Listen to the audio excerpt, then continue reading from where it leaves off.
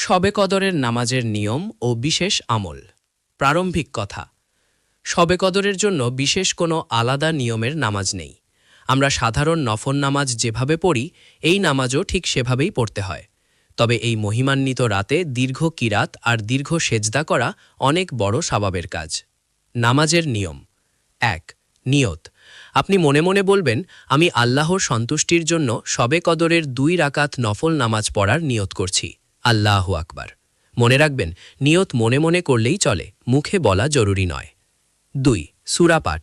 প্রথম রাকাতে সূরা ফাতিহার পর আপনার জানা যে কোনো সূরা পড়তে পারেন, যেমন সূরা কদর বা সূরা ইখলাস। দ্বিতীয় রাকাতেও একইভাবে সূরা ফাতিহার সাথে অন্য একটি সূরা মিলিয়ে নেবেন। ৩. রাকাত সংখ্যা।